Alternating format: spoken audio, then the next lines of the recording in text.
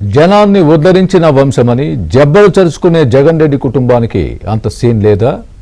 విభజించు పాలించు సిద్ధాంతాన్ని బ్రిటిషర్లకు సేవ చేసి వైఎస్ కుటుంబం వంటబట్టించుకుందా? రాజారెడ్డి ఆనాటి రక్త చరిత్ర నేటి జనానికి తెలుస్తుందనే అక్కసుతోనే దుష్ట రాజకీయాలకు జగన్ రెడ్డి తెరతీస్తున్నారా?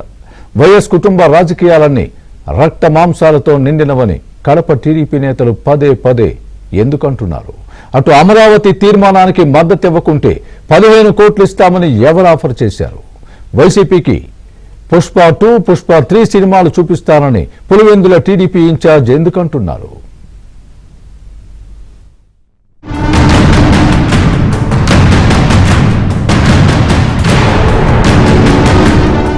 వైఎస్ కుటుంబం దేశద్రోహం చేసిందనే విషయం చాలా మందికి తెలియదు.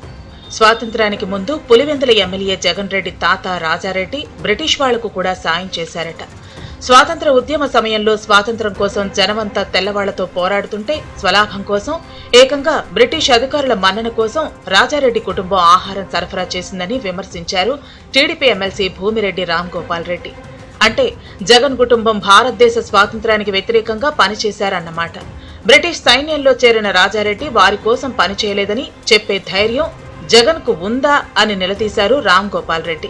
స్వాతంత్ర్యానికి ముందే అరాచకాలు చేయడంలో దిట్టయిన రాజారెడ్డి మంగపేట ముగ్గురాయి కోసం వెంకట నరసయ్య అనే వ్యక్తిని హత్య చేశారని, స్వాతంత్ర్యం వచ్చేదాకా రాజారెడ్డి దేశాలు పట్టుకుని తప్పించుకుని తిరిగారని, జగన్ రెడ్డి తన కుటుంబం చాలా శాంతి కాముకమంటూ మాట్లాడటం విడ్డూరమని దుమ్మెత్తిపోశారు టీడీపీ ఎమ్మెల్సీ రామ్ గోపాల్ రెడ్డి. రాజకీయాల్లోకి రాకముందు నుంచి కూడా స్వాతంత్రం కంటే ముందు బ్రిటిష్ వారి పందన చేరి ఆర్థికంగా ఉన్నత స్థితి పొంది దేశద్రోహులుగా మీరు పనిచేయడం జరిగింది. వచ్చిన తర్వాత ఇతరుల ఆస్తులను దోచుకోవడానికి రక్తపు టేరులను పారించి అమాయకులందరినీ కూడా చంపి మీ మీద కూడా మీ తలకు కూడా తెచ్చుకోవడం జరిగింది. దాని తర్వాత నర్సయ్య కుటుంబీకులతో కాంప్రమైజ్ అయ్యి వాళ్ళ కొంత ఆస్తులు ఇచ్చి సర్దుబాటు రాజీ చేసుకున్న మాట వాస్తవమో కదా జగన్మోహన్ రెడ్డి? అడుగు, మీరు అప్పుడు పుట్టినారో లేదో నాకు తెలియదు. ఇంత పెట్టుకొని మేము చాలా మంచోళ్ళం, మా నాయన చాలా మంచోడు, మా సినాయనంగా మంచోడు, మా తాతంగా మంచోడని కళ్ళబొల్లు కబుర్లు చెప్పి రాష్ట్ర ప్రజలను ఏమార్చవద్దని చెప్పి చెప్తా ఉన్నా. ఆ రోజు మీ తాత, మీ కుటుంబం, మీ తాత ముత్తాతలు దేశానికి వ్యతిరేకంగా ఆ రోజు పనిచేస్తే ఈరోజు రాష్ట్రానికి వ్యతిరేకంగా రాష్ట్ర వినాశనం కోసం, రాష్ట్ర సర్వనాశనం కోసం నువ్వు చేస్తున్న ప్రయత్నాలు ఈ రాష్ట్ర ప్రజలు గమనిస్తున్నారు. నువ్వు చెప్పే మీ కుటుంబ చరిత్ర ఏదో రాష్ట్ర ప్రజలకు ఇప్పటికే తెలిసింది. నువ్వేదో మా నాయన మంచోడు, మా నాయన ముఖ్యమంత్రిగా ఉన్నంత మాత్రాన మంచోలేం కాదు, మీ నాయనకు తండ్రిగా ఉన్నంత మాత్రాన రాజారెడ్డి మంచోడేం కాదు, మీ నాయనకు తమ్ముడుగా ఉన్నంత మాత్రాన వివేకానంద రెడ్డి మంచోడేం కాదు. అందరూ కూడా మీ కుటుంబం యావత్తు మొత్తం ఈ రాష్ట్ర విధ్వంసానికి, కడప జిల్లాలో ఫ్యాక్షన్ రాజకీయాలకు పెట్టింది మీరే, ప్రారంభించింది మీరే, మీతోనే ముగుస్తుందని కూడా నేను చెప్తా ఉన్నా. రాజారెడ్డి, రాజశేఖర్ రెడ్డి, వివేకానంద రెడ్డిల మృతి వెనక కుట్ర ఉందన్న జగన్ రెడ్డి తీరును తూర్పార పట్టారు రామ్ గోపాల్ రెడ్డి. కడప జిల్లాలో నీ తండ్రి, తాత, చిన్నాన్న బాంబులు లేకుండా ఏనాడైనా తిరిగారా? చాలా సింపుల్ గా తిరిగారని చెప్పే ధైర్యం ఉందా జగన్ రెడ్డి అంటూ నిగ్గదీశారు.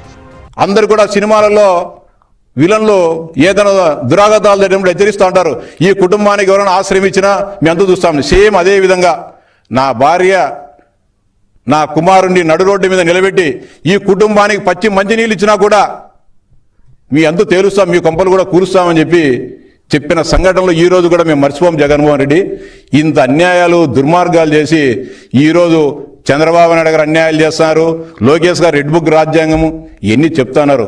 ఇప్పటికైనా కూడా వాస్తవాలు తెలుసుకో, మనిషిగా మారు. ఆస్తుల కోసం నరసయ్య అనే వ్యక్తిని వైఎస్ రాజశేఖర రెడ్డి చంపి ఆస్తులు లాక్కున్నారని ఆరోపించారు రామ్ గోపాల్ రెడ్డి. నరసయ్య మేనల్లుడు శ్రీకాకుళంలో టీచర్ గా పనిచేస్తూ నక్సల్స్ తో దోస్తీ చేశారని, కడప జిల్లా నుంచి ఇక్కడికి ఎందుకు వచ్చావని అడిగితే రాజశేఖర రెడ్డి అరాచకాలను విని మట్టుపెట్టేందుకు హైదరాబాద్ వచ్చిన విషయం మర్చిపోయావా జగన్ అంటూ ప్రశ్నించారు టీడీపీ ఎమ్మెల్సీ. ఎవరైతే చంపారో నర్సయ్యను, మిమ్మల్ని డబ్బు అడిగితే మీరేం చెప్పారు? మీ తండ్రి, నువ్వు నా పేరు చెప్పినావు కాబట్టి నీకు డబ్బు ఇవ్వనని చెప్పి ఎగరగొట్టావు. అతను చంపిన వ్యక్తి రాజశేఖర రెడ్డి మోసం చేశాడు, రాజశేఖర రెడ్డి నాకు అన్యాయం చేశాడు, నమ్మించి గొంతు కోసాడని చెప్పి ఎన్ని మాట్లాడితే ఆ వ్యక్తిని కూడా చంపిన చరిత్ర మీ కుటుంబాన్ని ఎక్కడ చంపినారో చెప్పాలనా? పులివెందుల వీరప్రాయనపల్లి పోయే మధ్యలో ముత్తుకూరు అనే గ్రామం ఉంటుంది. అతను చెనిక్యాల వ్యాపారస్తుడు. అతను మధ్యాహ్నం పూట ఒకడు వ్యాపారం చూసుకొని వస్తూ ఉంటే ముత్తుకూరు సత్రం దగ్గర చంపిన చరిత్ర మీది. ఇంత చరిత్ర పెట్టుకొని మేమేదో స్వాతంత్ర సమరయోధులం అని చెప్పి మాట్లాడడం సరికాదని చెప్పి చెప్తాను. ఇంకొక దారుణమైన విషయానికి కూడా జగన్మోహన్ రెడ్డి గారు లేకుంటే పార్టీ నాయకులు కానీ సమాధానం చెప్పాలా. నరసయ్య గారు చనిపోయిన తర్వాత నరసయ్య మేనల్లుడు మురళీకి శ్రీకాకుళంలో ఉపాధ్యాయునిగా ఉద్యోగం తెచ్చుకోవడం జరిగింది ఆ కాలంలో. కానీ అప్పుడు అతనికి నక్సలైట్లు పరిచయమై, ఎందుకు కడప జిల్లా నుంచి నువ్వు ఇంత దూరం వచ్చావు, ఏమి కారణం అంటే ఈ విధంగా రాజశేఖర రెడ్డి అనే ఒక నరరూప రాక్షసుడు మా మేనమామ ఆస్తిని కాజేసేదానికి మా మేనమామను చంపినాడు, ఆయనకు వారసులు లేరు, నేను తప్ప నన్ను కానీ చంపుతాడేమో అని చెప్పి ఆస్తులన్నీ వదిలేసి నేను శ్రీకాకుళానికి వచ్చి తలదాచుకుంటా అని చెప్పడం జరిగింది.